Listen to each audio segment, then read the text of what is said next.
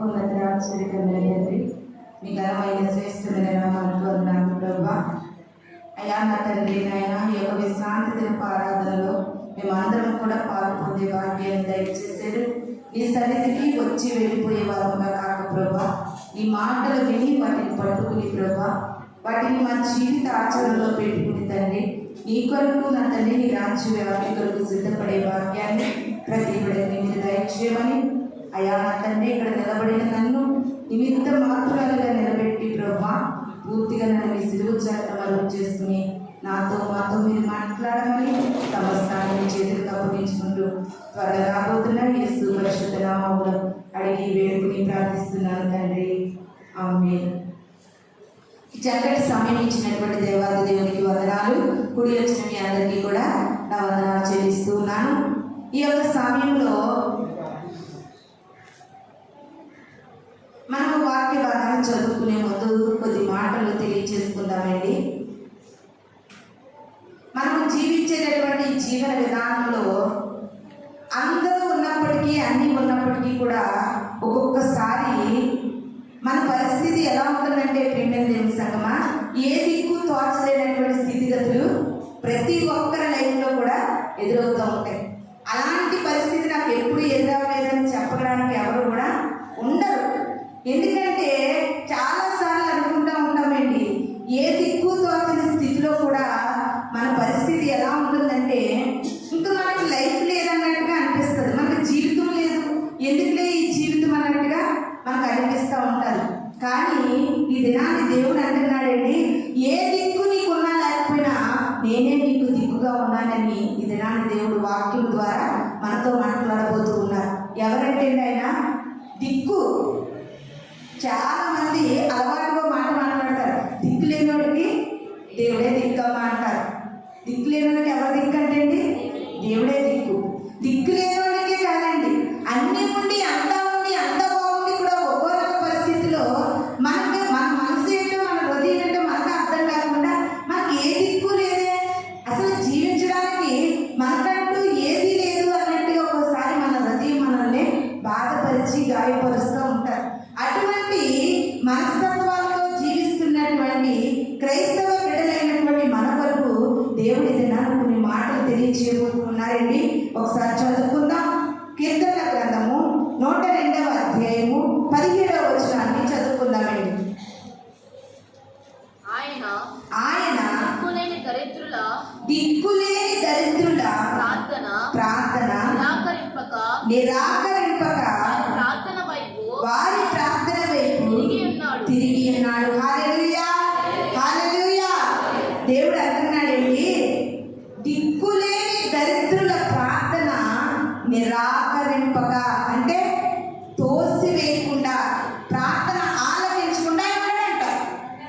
దిక్కులేనటువంటి దరిద్రుల ప్రార్థన అంటే అవి ఏనాడు కూడా తోసివేయడంట. ప్రియమైన దేవుని సంగమా, వారి ప్రార్థనలన్నీ కూడా ఏం చేస్తున్నాడండి, వారి ప్రార్థనల వైపు ఆయన తిరిగి ఉన్నాడంట. చాలా మంది దిక్కు లేని వారిని చూసిన, ఒకవేళ తండ్రి లేకపోయినా దిక్కు లేని వారిని, తల్లి లేకపోయినా దిక్కు లేని వారిని, తండ్రి లేకపోయినా దిక్కు లేని వారిని అందరినీ కూడా సమాజంగా మనం అందరం చూసి చాలా బాధపడతాం. ఎవరిని చూసినా జాలి అనిపించదు. కానీ తల్లి లేకపోయినా, తండ్రి లేకపోయినా, తల్లి లేని బిడ్డలు చూసినప్పుడు ప్రతి ఒక్కరికి కూడా జాలి అనేది కంపల్సరీ కలుగుతుంది. ప్రియమైన దేవుని సంగమా, కానీ ఈ వాక్యాన్ని బట్టి ఆలోచన చేస్తే నిజంగానండి, ఒక తల్లి ఉన్నా, ఒక తండ్రి ఉన్నా, అది మనకి కొంతకాలం వరకునే మనతో పాటు వాళ్ళు ఆ యొక్క జీవన ప్రయాణంలో ఉంటారు. కొద్ది కాలమే. ఈ లోకంలో ఉన్న బంధుత్వాలు, బాంధవ్యాలు, బంధాలు అన్నీ కూడా మనతో కలిసి సహజీవన ప్రయాణం చేసేది కొద్ది కాలమే. సగం తర్వాత ఒకరు మనం విడిచి వెళ్ళిపోతారు. నా పూర్వీకులందరూ ఎప్పుడో గతించారు, ఏదో ఒక రోజున నువ్వు కూడా గతిస్తావు. కానీ దేవుడు అంటున్నాడండి, ఆ దిక్కు లేని వారి పక్షాన నేను ఉన్నా అంటున్నాడండి. దిక్కు లేని వారి ప్రార్థనని నేను ఆలకిస్తానంటున్నారు. దిక్కు లేని వారి వైపు నేను తిరుగుతానంటున్నారండి దేవుడు. అలా తిరుగుతారు అనే నిదర్శనం ఎవరో తెలుసా? ఎస్తేరు గారండి. తల్లి తండ్రి లేనటువంటి, దిక్కు లేనటువంటి యవన కాల జీవితాన్ని జీవిస్తుంటే ఆయన ఎస్తేరు ప్రార్థనలు అంగీకరించారు. ఎస్తేరు తిరిగారు కనుక తల్లి తండ్రి ఉండి, అన్నదమ్ములు అక్క చెల్లెలు అందరూ ఉండి, అనేకమైన యవనస్తులు రాజుగారి సెలెక్టింగ్ అనేక మంది వచ్చారు. కానీ దేవుడు తల్లి తండ్రి లేరు, ఎవరు లేరు, అన్నా చెల్లెలు లేరు, అక్క చెల్లెలు లేరు, అక్క అన్నదమ్ములు లేరు, ఎవరు లేదు ఎస్తేరు గారికి. కానీ ఈ కీర్తనల గ్రంథంలో వాక్యము నిజంగా ఎస్తేరు గారి జీవితంలో అక్షరాల నెరవేరింది. ప్రియమైన దేవుడి సంగమా, ఎవ్వరు లేదండి, తల్లి లేదు, తండ్రి లేదు, ఎవ్వరు లేరు. కానీ దేవుడు అంటున్నాడు, ఎవ్వరూ లేరు. ఎప్పుడైతే బాధపడుతున్నావో నీకు ఒక గొప్ప ధైర్యం కలిగించే మాట, నీకు గొప్ప భరోసా కలిగించే మాట ఏంటంటే నాకు ఎవరు లేరు కాబట్టి దేవుడు తప్పక నా పక్షాన ఉంటాడనే ధైర్యం ఏంటి.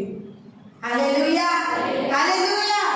ఎస్తేరు గారి జీవితము నిజంగా అందరూ ఉన్న ఆడపిల్లని రాజు ఇష్టపడలేదు. ఎవరు లేనటువంటి ఒక అనాథ అండి. ఒక మాటతో చెప్పాలంటే ఎస్తేరు గారు ఎవరండి? నాద. ఎస్తేరు గారు ఒక అనాథ.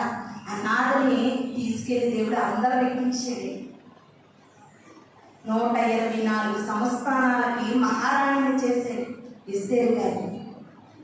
ఒకవేళ అందరూ ఉండి కూడా ఎవరు పట్టించుకోలేని స్థితిలో ఉన్నావేమో, అందరికీ అన్నీ ఉండి కూడా నీకు సహకరించలేని పరిస్థితిలో వారు ఉన్నారేమో.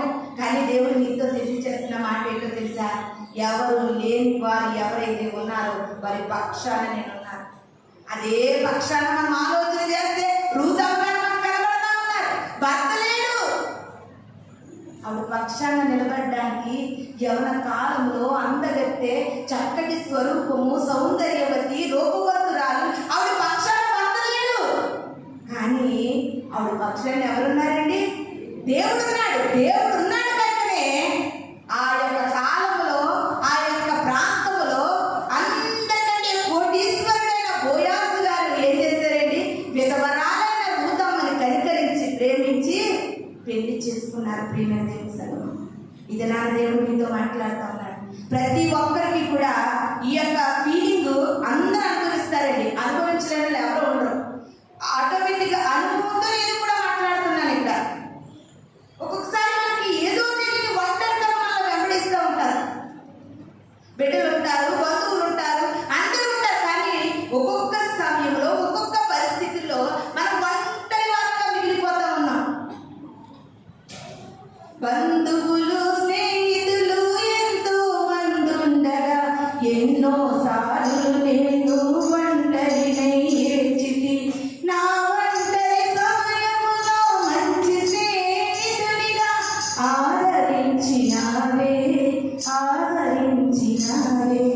ఎంత గొప్ప పాటలు ప్రియమైనది. ఒక మాటతో చెప్పాలంటే చాలా బాధ అనిపిస్తూ ఉంటుంది. ఒక్కొక్కసారి ఎంతంత వయసులో వచ్చినా ఎప్పుడో వెళ్ళిపోయిన తల్లి ప్రేమ గుర్తు వస్తూ ఉంటుంది. అయ్యో మా తల్లి ఉంటే నేను ఎంతగా ప్రేమించును, అయ్యో మా తండ్రి ఉంటే ఎంతగా బాగుండు అనిపిస్తుంది. ప్రియమైన దేవుని సంగమా, వయసులో భర్తలు పోగొట్టుకున్న భార్యలు, అయ్యో వయసులో ఉన్నానే, నాకంటూ ఒక అండ లేదు, నా బిడ్డలకంటూ ఒక దండ లేదు, నాకంటూ ఒక భర్త ఉంటే ఎంత బాగుండును అని కనుక నువ్వు ఫీల్ అవుతున్నావా, అని కనుక నువ్వు బాధపడుతున్నావా? ప్రియమైన దేవుని సంగమా, ఒక క్రైస్తవ బిడ్డగా నువ్వు చింతిస్తూ ఉన్నావేమో. దేవుడు ఈ దినాన్ని గొప్ప చెప్పాలంటే ఇది ఒక గొప్ప లక్కీననుకో. ప్రియమైన దేవుని సంగమా, దీనుల పక్షాన, దరిద్రుల ప్రార్థన నిరాకరింపకై అంగీకరించే దేవుడు, వారి తట్టు ఆయన తిరిగే దేవుడు అని మాత్రం నువ్వు మర్చిపోవస్తుమా. ఒకవేళ నిస్సహాయతలో, నిస్పృహలో, డిప్రెషన్లో నువ్వు కుమిలిపోయి నా లైఫ్ ఏంటి, నా బ్రతుకేంటి, నా కుటుంబం ఏంటి, నా జీవితం ఏంటి అని కనుక నువ్వు బాధపడుతూ ఉన్నావేమో, దేవుడు ఈ దినాన్ని నిత్యముగానండి మనుషుల మాటలు కాదు కానీ ఆయన మాటలలో మాధుర్యం ఉంది. ప్రియమైన దేవుని సంగమా, ఆయన మాట ఇచ్చి నెరవేర్చగలిగిన దేవుడు, ఆయన మాట ఇచ్చి స్థాపించగలిగిన దేవుడు. ఆ దేవుడు నీకు ఒక గొప్ప భరోసా ఇస్తున్నాడు. ఏంటో తెలుసా? నీ పక్షాన నేనున్నాను.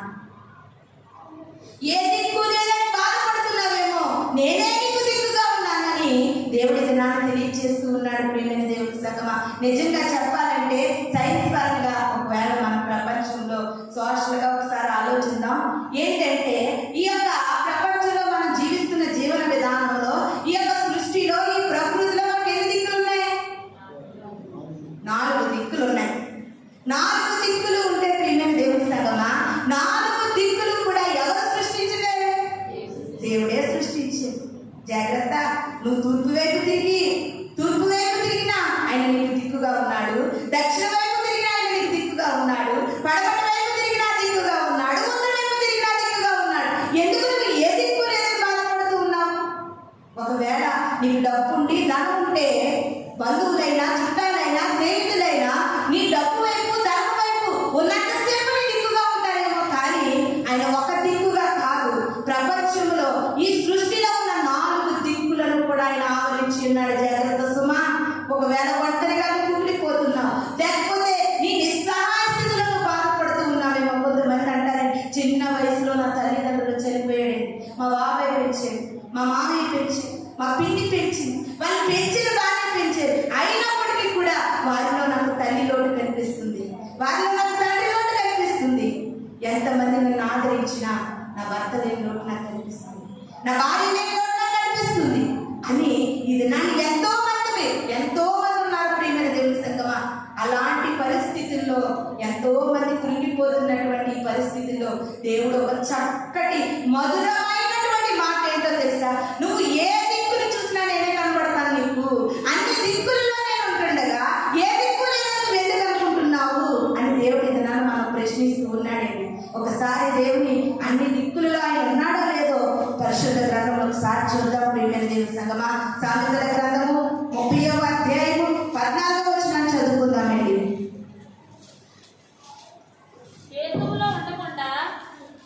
చదువు. సామెతల గ్రంథం 30వ అధ్యాయం 4వ వచనం. 34. ఆకాశంకెక్కి మరలా దిగిన వాడెవడు? తన పిడికిలతో గాలిని పట్టుకున్న వాడెవడు? బట్టలో నీళ్లు మూట కట్టిన వాడెవడు? భూమి యొక్క దిక్కులన్నిటినీ స్థాపించిన వాడెవడు? ఆయన పేరేమో, ఆయన కుమారుని పేరేమో నీకు తెలిసి అత్యంత చక్కటి మాట అండి. ఈ మాట చదువుతుంటే హృదయ లోతుల్లోనికి దుస్సుకుని పోతుంది ప్రియమైన దేవుని సంగమా. ఆకాశంకెక్కి ఈ లోకానికి దిగిన వారు ఎవరున్నారు? ఎక్కితే చంద్రమండలంలోకి వెళ్ళగలుగుతున్నారేమో, అంతేకాని మహాకాశాలు పట్టజాలని వంటి ఆశ్చర్యకరుడు. కొంతమంది పెద్దోళ్ళు అంటారు 7 ఆకాశాలు ఉన్నాయంటారు పైన. అన్ని ఆకాశాలు దాటి ఉన్న దేవుడు అంటే దేన స్థితిలో, అనారోగ్యపు పరిస్థితుల్లో, హాస్పిటల్లో మంచం మీద, బెడ్ మీద ఒక్కరిదానిగా వారు కృంగిపోతూ చూడు, ఆకాశం నుండి దిగి వస్తూ ఉన్నాడంట ప్రియమైన దేవుని సంగమా. ఎక్కడి నుండి దిగి వస్తున్నాడండి? నీ కోసం ఆకాశం నుండి దిగి రావడానికి నువ్వు ఎంత అవసరం ఆయనకి? పక్కన ఉన్నటువంటి పక్క ఊళ్ళో ఉన్న మన అక్క రాదు, మన చెల్లి రాదు, మన తమ్ముడు రాడు. నువ్వు బాధలో ఉండి, వేదనలో ఉండి, అనారోగ్యంలో ఉండి, మాట్లాడలేని పరిస్థితుల్లో ఉండి, నీ బాధ తట్టుకోలేని స్థితిలో ఉండి ప్రభువాన్ని ప్రార్థించగా ఆకాశము నుండి దిగి వస్తున్నాడంటే ఆయన గొప్పతనం నీకు ఎంతవరకు అర్థమైంది ప్రియమైన దేవుని? నిజంగా నీకు అర్థమైన నాడు ఆయన పాదాలను వెన్నడి విడిచిపెట్టవు. జాగ్రత్త. ఆకాశము నుండి దిగి వచ్చిన వారెవరు? గాలిని చేత్తో పట్టుకోగలిగిన వాడు ఎవడు? సైన్స్ బాగా డెవలప్ అయింది, టెక్నాలజీ బాగా పెరిగింది. ఎంత టెక్నాలజీ పెరిగినా మన తరములు గతించినప్పటికీ కూడా గాలిని పట్టుకునే టెక్నాలజీ దేవునికి తప్ప ఎవరికి ఉండదు ప్రియమైన దేవుని సంగమా. గాలిని పట్టుకున్నవాడంటే నీటినంట బట్టలో మూట కడుతున్నాడంట. హల్లెలూయా, హల్లెలూయా. నీటిని బట్టలో మూట కడుతున్నాడంటే ఇలాంటి సాహసాలు, సాధనాలు చేసినా జరుగుతాయండి ఎవరికైనా. నీవు నమ్ముకున్న దేవుడు అంత శక్తిమంతుడే, నీవు నమ్ముకున్న దేవుడు అంత గొప్ప దేవుడే. ఆయన లాంటి వారు ఈ ప్రపంచంలో ఎవరు లేరు ప్రియమైన దేవుని సంగమా. అటువంటి గొప్ప దేవుడిని కూడా నమ్ముకుని నిస్సహాయతలో నిరుత్సాహంతో నలిగిపోతూ కృంగిపోతున్నావా? ఇది నన్ను ప్రభు మనతో మాట్లాడుతూ ఉన్నారు. అన్ని మాటలు అన్న తర్వాత చక్కటి మాట అంటున్నారండి సొలొమోను జ్ఞాని. ఏమని మాట్లాడుతున్నారు ఒకసారి చూద్దామండి. ఆకాశంకెక్కి మరలా దిగగలిగిన వారెవరు? తన పిడికిలతో గాలిని పట్టుకునగలవాడెవడు? బట్టలో నీళ్లు మూటగట్టగలవాడెవడు? భూమి యొక్క నలుదిక్కులన్నీ స్థాపించిన వారెవరు? ఏ ప్రభుత్వం స్థాపించిందండి ఈ దిక్కుని? ఏ టెక్నాలజీ తూర్పును కనిపెట్టింది? ఏ సైన్స్ పడమర్ని కనిపెట్టింది? ఏ శాస్త్రజ్ఞులు దక్షిణాన్ని కనిపెట్టారు? భూమికున్న దిక్కులను కనిపెట్టిన వారెవరు అని సొలొమోను గారు ఎంత చక్కగా అంటున్నారు. ఆయన పేరేమో ఆయన కుమారుని పేరేమో. ఈ మాటలు చదువుతూ ఉంటే నీళ్ళు వెళ్ళ కూడా నీరు కారిపోతుంది. ప్రియమైన దేవుని సంగమ, నీవు నమ్ముకున్న దేవుని యొక్క శక్తి ఏంటో తెలుసా? నువ్వు ఏ పరిస్థితుల్లో ఉన్న ప్రభువా అని పిలవగా ఆయన వెంటనే నీ దగ్గరికి ఆకాశము నుండి దిగి వస్తున్నాడే. ఈ భూమి నుండి ఆకాశంలోకి ఒక ర్యాకెట్ పంపించడానికి కొన్ని నెలలు పడుతుంది. చంద్రమండలానికి వెళ్ళడానికి కొన్ని సంవత్సరాలు పడుతుంది. పనికి మాలిన నోటితో, అపవిత్రమైన పెదవులతో, అనారోగ్యం వచ్చినా, బాధ వచ్చినా, వ్యాధి వచ్చినా ప్రభువాని పిలిచినప్పుడు ఒక్క సెకండ్లో కొన్ని రెప్పపాటుని నీ అద్దకు దిగి వస్తున్నాడు. ఆరాధనలో దేవుడు కంపల్సరిగా అవే తెలియచేస్తున్నాడు. ప్రియమైన దేవుడు, ఎంతమంది ఆరాధనను అనుభవించారో నాకు తెలియదు, కానీ ఇది నాన్ని ప్రభు ప్రతి ఒక్కరి ఎడల గొప్ప కార్యములు చేయడానికి సిద్ధముగా ఉన్నట్లుగా ఆరాధనలో ప్రభు గొప్ప స్థితిగతులండి. నిజముగా ఊహించినటువంటి కార్యములు, నిజముగా నువ్వు ఆయన పట్ల ఒక నమ్మకమైన బిడ్డగా నువ్వు జీవిస్తే ఊహించిన కార్యములు నువ్వు చూడగలుగుతావు. ప్రియమైన దేవుని సంగమా, ఈ భూమికి దిక్కులు స్థాపించిన దేవుడు ఇంకా అంటారు, దిక్కులన్నీ ఆయన స్థాపిస్తే, ఈ తూర్పు దిక్కు, పడమర దిక్కు, దక్షిణ దిక్కు, ఉత్తర దిక్కు ఆయన స్థాపిస్తే మా గుమ్మాలకి తూర్పు దిక్కు అయితేనే కానీ మాకు బాగోదమ్మో, మాకు తూర్పు గుమ్మాలే కావాలి. మాకు పడమటి దిక్కుంటే మా జీవితాలు బాగుపడవు. ఓ వెర్రివాడా, ఓ వెర్రిదానా, అన్ని దిక్కులు సృష్టించింది ఆయనేనమ్మా. ఆయన సృష్టించిన సృష్టిలో ఏది కూడా మంచిది చెడుది ఏది కూడా లేదండి. మనుషులు కల్పించుకున్న తంత్రాలు, మంత్రాలు, పద్ధతులు ఇవి. వీటిని పట్టుకుని నువ్వు ఇంకా వెంటాడుతున్నావేమో.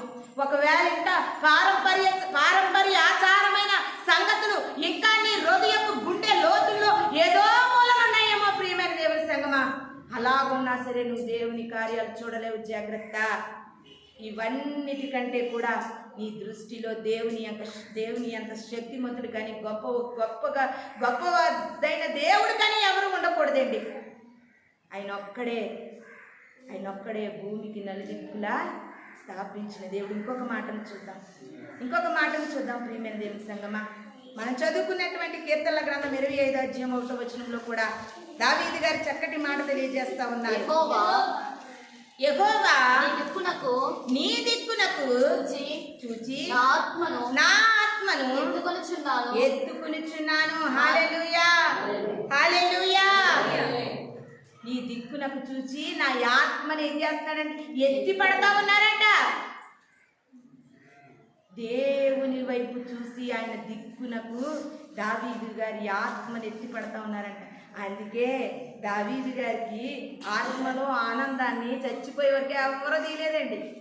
రాజ్యం కొరకు సౌలు వెంటాడిన, సొంత మామగారైన సౌలు శత్రువై వెంటాడుతున్నా, గుహలలో దాక్కున్నా, కొండ సందులలో దాక్కున్నా దావీదు గారి హృదయంలో నుండి సంతోషం ఏమాత్రము బయటకు పోలేదు సుమా.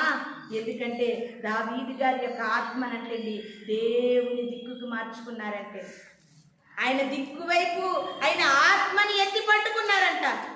ఇది నాని నువ్వెవరి దిక్కు కావాలని ఆలోచిస్తున్నావు. అయ్యో నా పరిస్థితి బాగాలేదే, నా స్థితిగతులు బాగాలేదే. చాలామంది డైలాగులు ఏంటో తెలుసండి, మాకు ఆర్థికంగా పరిస్థితులు అస్సలు బాగాలేదు, ఎవరైనా ఆకాశంలో ఫ్లైట్ వెళ్ళి ఒక బాక్స్ పంపిస్తే బాగున్నే, మా కష్టాలన్నీ తీరిపోతాయి. చాలామంది వేస్తారు డైలాగులు.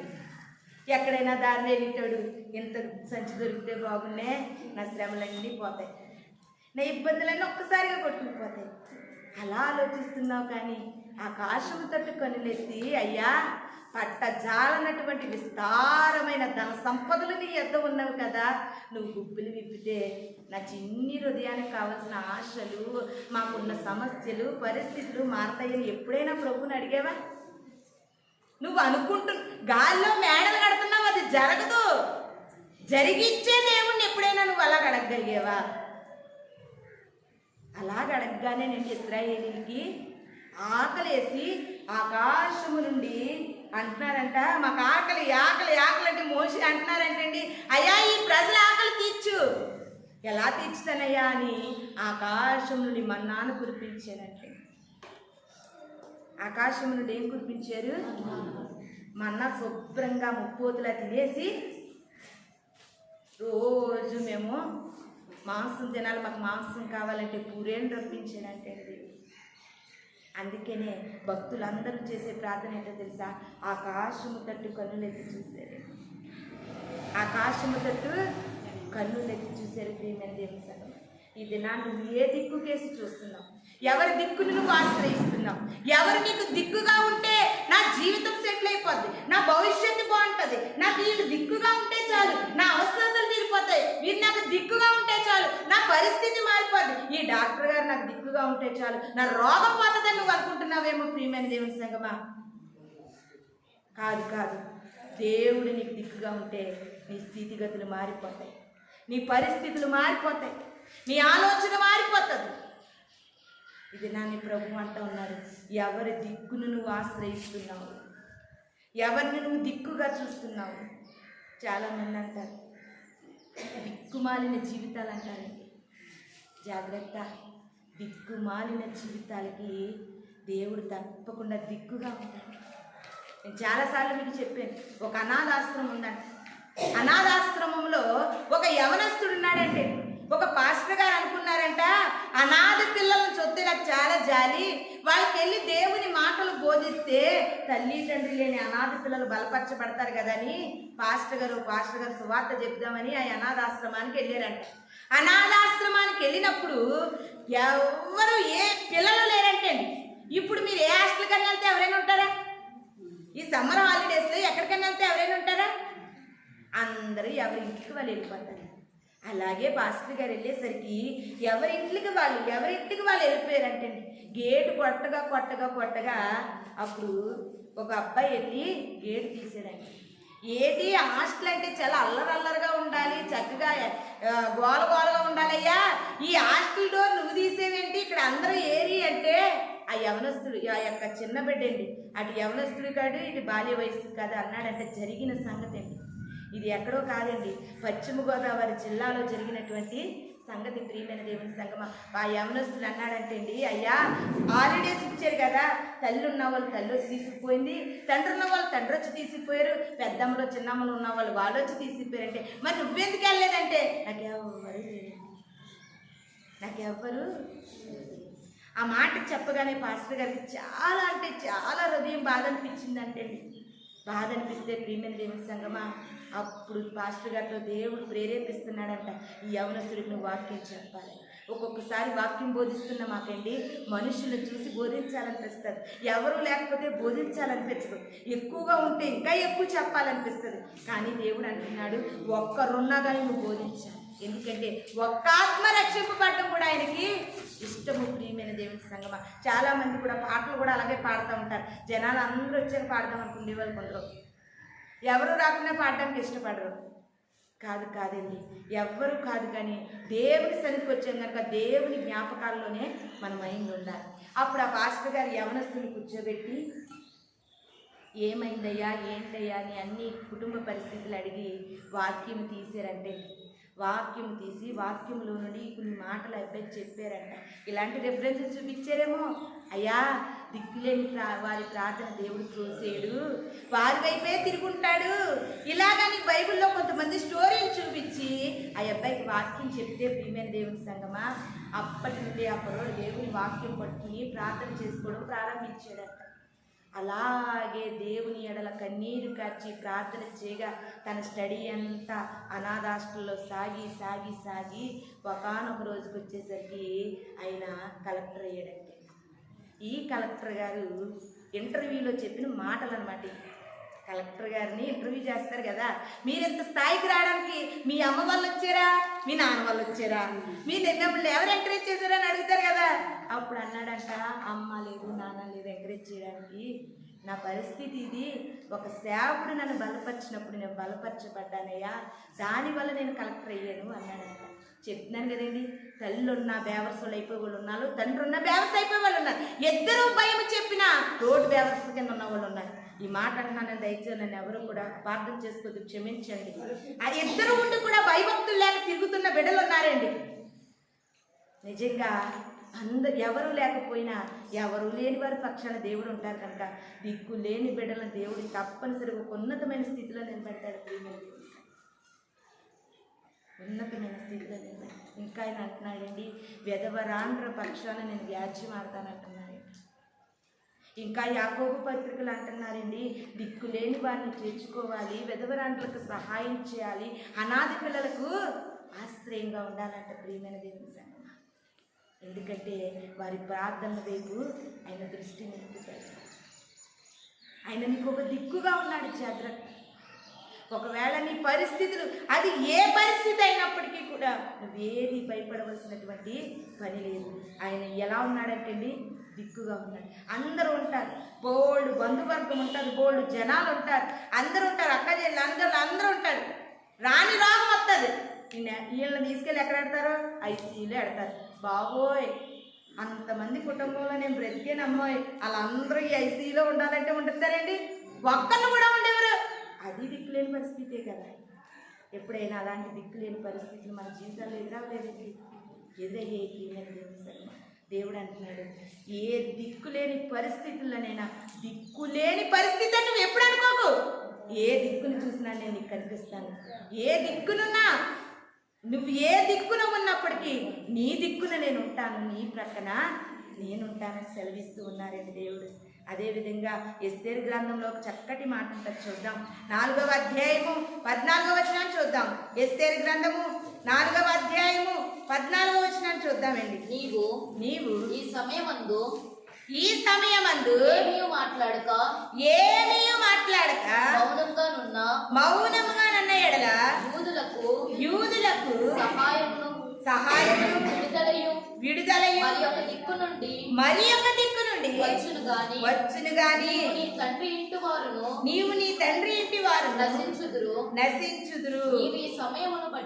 నీవు ఈ సమయమును బట్టి రాజ్యమునకు వచ్చితివేమో ఆలోచించుకునుము. హల్లెలూయా, హల్లెలూయా. ఎస్తేరు గ్రంథం మనకందరికీ తెలుసండి. ఎస్తేరు గ్రంథంను ఇప్పుడు చెప్పుకున్నాం కదా. ఎస్తేరు ఒక తండ్రి తల్లిదండ్రులు లేని అనాథ అయినప్పటికీ కూడా ఎస్తేరు పక్షాన దేవుడుండి ఎస్తేరును రాణిగా నిలబెట్టాడు. రాణిగా నిలబెట్టిన ఎస్తేరుని ఆనాడు ఎస్తేరు ఒక యూదురాలు, ఆ యూదులందరినీ కూడా చంపేయాలని ఆ యొక్క మంత్రి శాసనం నెరవేరినప్పుడు ఎస్తేరును పెంచి పెద్ద చేసినటువంటి మొద్దుకై తన బాబాయి దేవుని యందు భయభక్తులు కలిగిన వాడు అంటున్నాడండి, ఎస్తేరు నువ్వు గడిచిపోయావు కదా, నీకు పని లేదు కదా, నువ్వు యూదుల పక్షాన నువ్వు మాకు సహాయం చేయకపోతే రాజు దగ్గరికి వెళ్ళి నువ్వు చెయ్యకపోయినా సరే దేవుడు ఏ దిక్కు నుండైనా మాకు సహాయం చేయగలరు. హల్లెలూయా, హల్లెలూయా, హల్లెలూయా. దేవుడు అంటా ఉన్నాడు, ఒకవేళ నీకు సహాయం దొరికే దిక్కు మూతపడిపోయిందేమో, ఒకవేళ నీకు ఆర్థికమైన బలము వచ్చే దిక్కు మూతపడిపోయిందేమో, ఏ దిక్కు మూత పడిపోయినప్పటికీ కూడా దేవుడు ఏ దిక్కు నుండి అన్నా సరే నీకు సహాయం చేయగలడు. జాగ్రత్త సుమా, నీవు నమ్ముకున్న దేవుడు గొప్ప దేవుడు. అన్ని ఒక్కొక్కసారి మన జీవితంలో మన కుటుంబాల్లో అన్ని ప్రయత్నాలు అయిపోతాయండి. ఇంకా ఛాన్స్ లేదు, నా జీవితం లేదనుకున్నప్పుడు దేవుడు వేరే రూపంలో నీకు సహాయం చేస్తాడు. జాగ్రత్త. చూడండి, మొద్దుకే ఎంత చక్కటి మాట. అమ్మా ఎస్తేరు, నీ కాళ్ళు పట్టుకుంటానమ్మా, ఎస్తేరు నువ్వు రాజుగారితో మాట్లాడు, నువ్వు రాణి హోదాలో ఉన్నావు, నువ్వు మాట్లాడకపోతే యూదులు చచ్చిపోతారు అన్నాడండి. అనలేదండి. దేవుని యందు భయభక్తులు కలిగి ఆయనకి ఇష్టంగా నడిచిన వారి మాటలు చాలా ధైర్యంగా ఉంటాయి. దేవుడు ఏదైనా చేస్తాడని ధైర్యంతో మాట్లాడగలరు ఎవరైనా సరే. అదే మాట్లాడతాడు మొద్దుకై. నువ్వు సహాయం చేయకపోయినా దేవుడు వేరే దిక్కు నుండి అన్నా మాకు సహాయం చేస్తాడు. ఎప్పుడైనా నీ జీవితంలో నువ్వు అలాగా దేవుని పట్ల నిరీక్షణ కలిగి బ్రతికేవా? అటువంటి విశ్వాసం నీకుందా?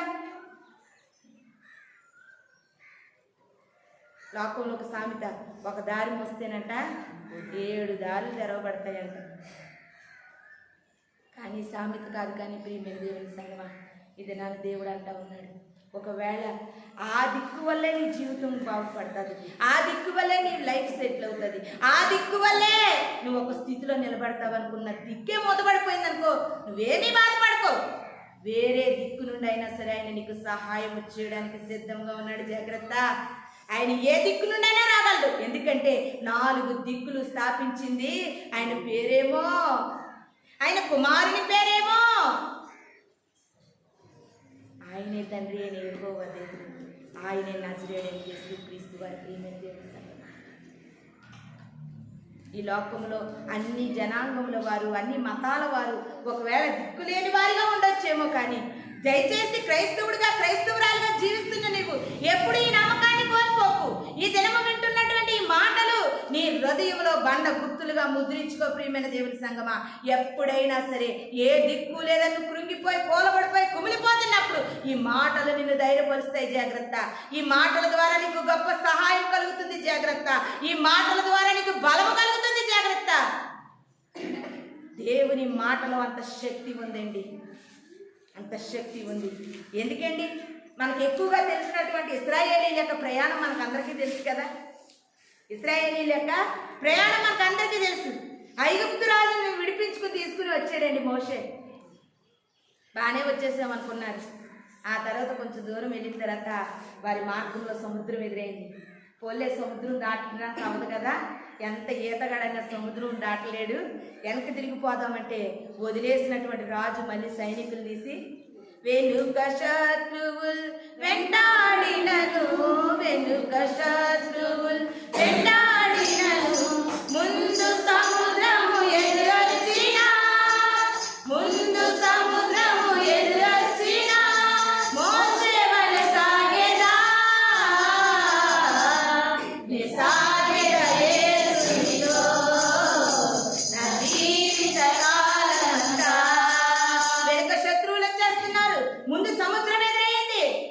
ఇశ్రాయేలీయులు ప్రజలు అంటున్నారు, మాకు ఏది దిక్కేది, మాకు దిక్కేది. వెనక్కు పోదామంటే శత్రువులు తరుముతున్నారే, ముందుకు పోదామంటే సముద్రం ఎదురొచ్చింది, మాకు దిక్కేదయ్యా.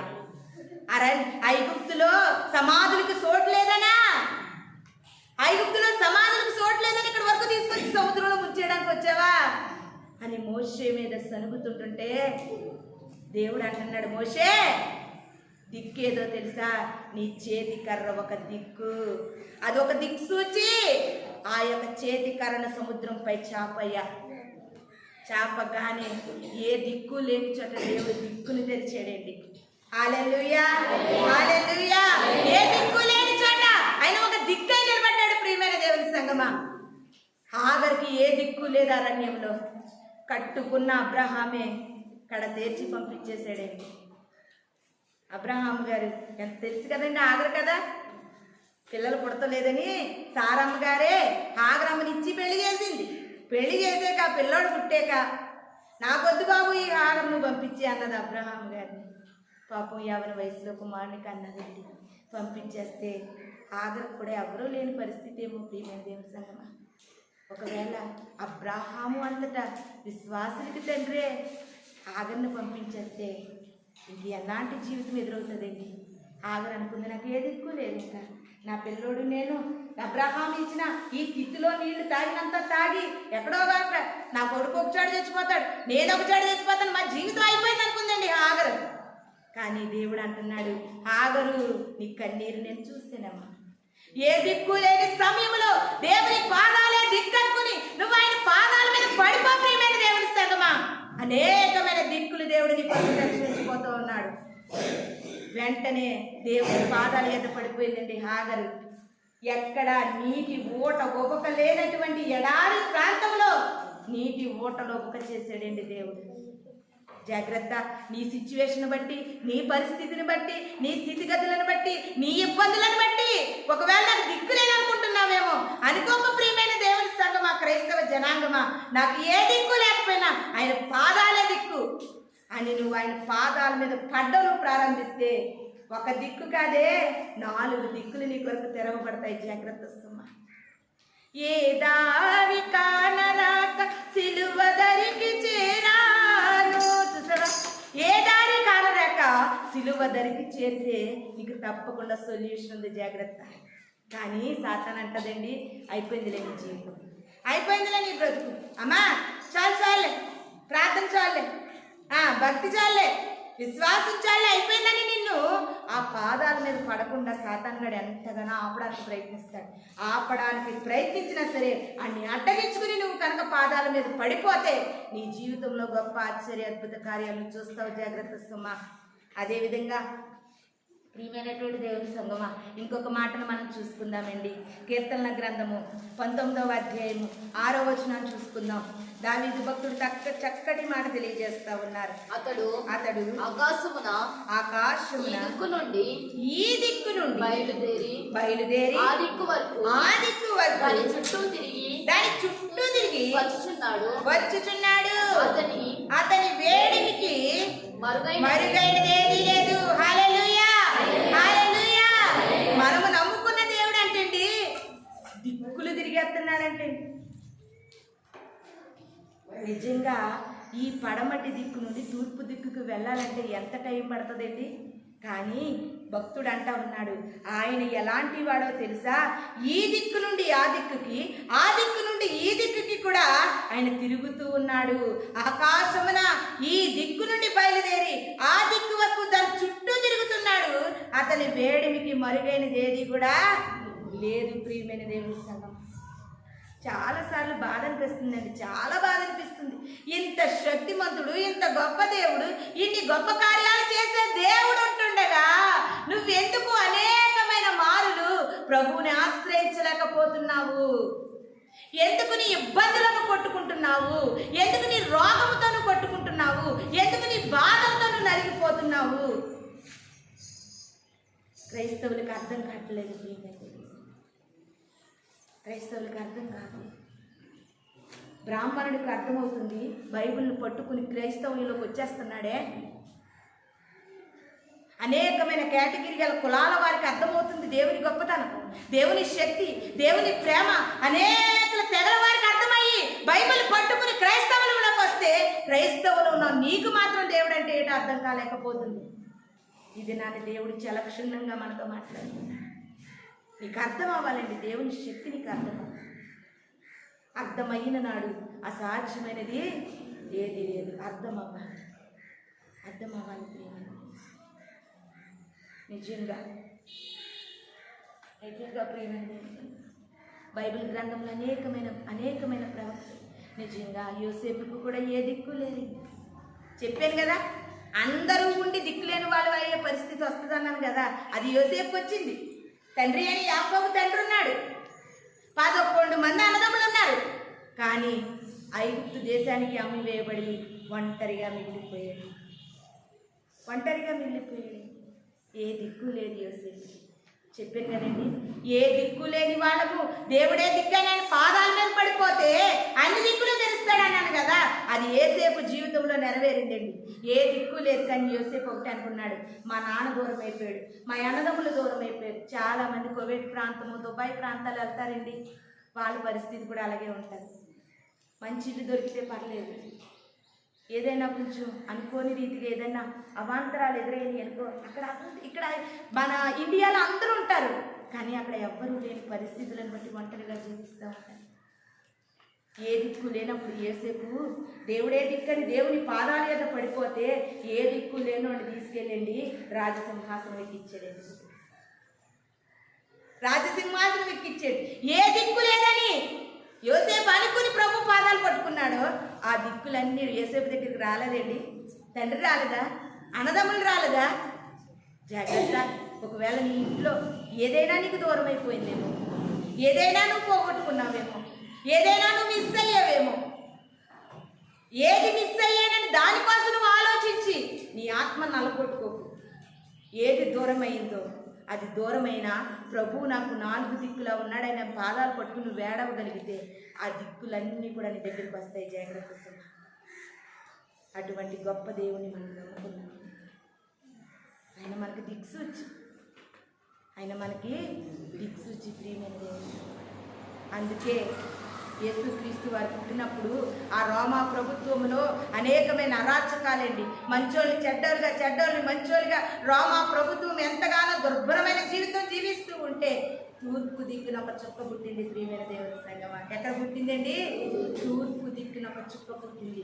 ఆ చుక్కను చూసే జ్ఞానులు అనుసరించారు, ఆ చుక్కను చూసే వాళ్ళని అనుసరించారు. ఈ దినాన్ని 4 దిక్కులా కూడా దేవుడు ఉన్నాడని చెప్తున్నా, నువ్వు అనుసరించలేకపోతున్నావేమో. జాగ్రత్త సుమా. ఈ దినాన్ని దేవుడు అంటా ఉన్నాడు, దేవుడు మనతో మాట్లాడుతూ ఉన్నాడు. ఒకవేళ నీకు ఒంటరి అయిన పరిస్థితి ఎదురవబోతూ ఉందేమో, ఒకవేళ ఎదురవుతుందేమో, అప్పుడు కూడా దేవుడు నిన్ను బలపరుస్తున్నాడు. ఏంటో తెలుసా? ఒంటరి వాడేవి మంది అన్నావు, నేనున్నానులే భయపడకు అన్నావు. నువ్వు ఒంటరోడు కాదు బాబు, కాదు. నీకు ఏ దిక్కు లేకపోయినా ఆయనే నీకు దిక్కుగా నిలిచి ఉన్నాడు. జాగ్రత్త. ఒకవేళ తల్లి ఉండి తండ్రి ఉండి ఏ దిక్కు లేని స్థితిగతుల్లో ఉన్నా సరే వీళ్ళు రావడానికి టైం పడుతుందేమో కానీ ఆకాశము నుండి రయ్యి దిగొచ్చేతాడండి మన దేవుడు. అలా మన జీవితంలో ఎన్ని జరగలేదు? అర్ధరాత్రి కాడ ఎన్ని కడుపు నొప్పులు, ఎన్ని నీరసాలు, ఎన్ని బలహీనతలు రాలేదు? నువ్వు ప్రార్థన చేయగా నీకు దగ్గరికి దిగి రాలేదా? దిగి వచ్చే దేవుడు దేవుడు. అటువంటి దేవుని మనం నమ్ముకున్నాం కనుక క్రైస్తవులుగా మనకు అందరికీ ఏ దిక్కుని కలిగి ఉండాలండి? దేవుడే దిక్కుగా మనము బ్రతకాలి. అనేకులు దేవుని జనాభా కాని వారు కూడా, అనేకులు విగ్రహారాధికులు కూడా మన దేవుడే దిక్కని తెలుసుకుని క్రైస్తవ్యంలోనికి వస్తూ ఉంటే ప్రియమైన దేవుని సంగమా, నువ్వెందుకు ఈ యొక్క దేవుని యొక్క గొప్పతనాన్ని జీవితం ద్వారా అనేకులు నిలబెట్టలేకపోతున్నావు. అయ్యో, ఈ మనిషి గుడికి వెళ్తారమ్మా, శివనికి వెళ్తారు, పోగులకి వెళ్తారు, కర్ణ పిశాచుల దగ్గరికి వెళ్తారు. ఎంత బాధండి. నాకు తెలియపోవచ్చు సేవకురాలుగా, మరి ఆయన 4 దిక్కులో ఉన్నాడు నేను చూడ్డా? నువ్వెవరెవరి దగ్గరికి వెళ్తున్నావు ఆయన చూడ్డా? ఆయన ఎంత ఫీల్ అవుతాడండి, ఎంత బాధపడతాడు?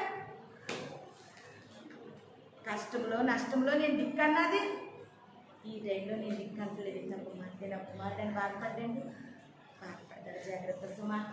ఇది నా దేవుడు మనతో బలంగా మాట్లాడుతాం.